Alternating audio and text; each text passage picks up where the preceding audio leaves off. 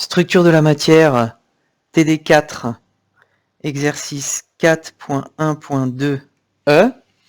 Que se passerait-il? Que devient l'intensité diffractée si B est cette fois égale à A sur 2 et non plus A sur 4?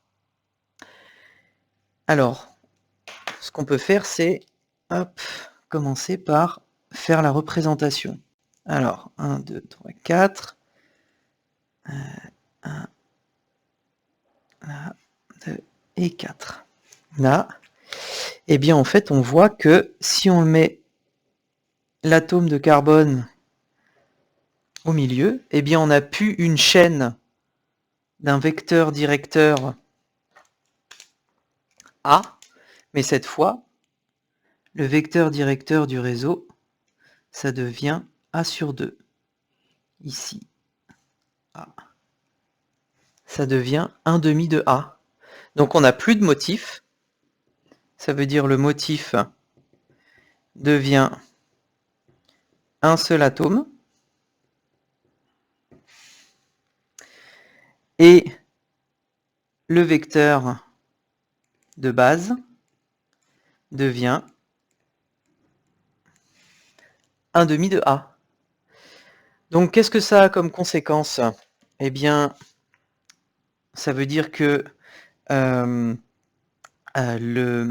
si on prend ici la différence de marche, donc ici on a A sur 2 en distance. Si on prend la différence de marche entre deux atomes ici, entre les rayons diffractés par deux atomes voisins, la différence de marche ici, delta, elle n'est plus de A sinus θ, mais de A sur 2 sinus θ. Donc ça veut dire quoi? Ça veut dire que l'amplitude diffractée par un atome en P, elle devient proportionnelle à exponentielle I phi P, c'est-à-dire I fois 2pi sur lambda fois A sur 2 sinus θ.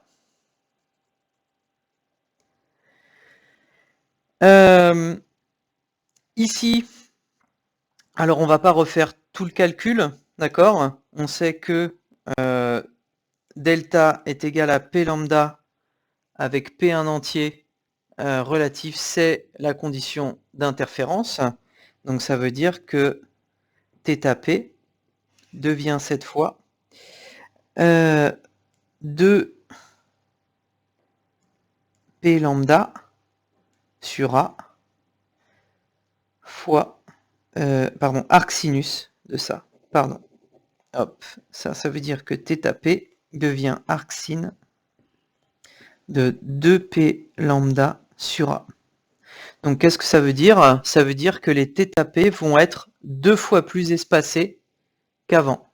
Donc on va avoir 2 fois moins de tâches de diffraction, puisque pour tous les entiers impairs vont être supprimés. D'accord? Tous les anciens ordres impairs, entre guillemets, d'accord? Tous les anciens pics correspondant à des P impairs sont supprimés.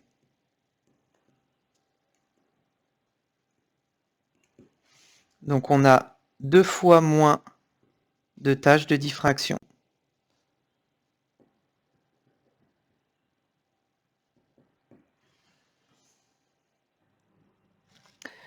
Ce qu'on peut faire, c'est écrire tout simplement ici l'amplitude totale.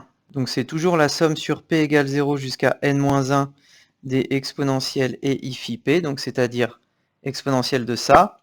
Je ne refais pas le calcul puisque c'est exactement le même, mais ça nous donne une phase dont on se fiche multipliée par sinus de pi n A sur 2 lambda fois sinus θ divisé par sinus de pi A sinus θ sur 2 lambda.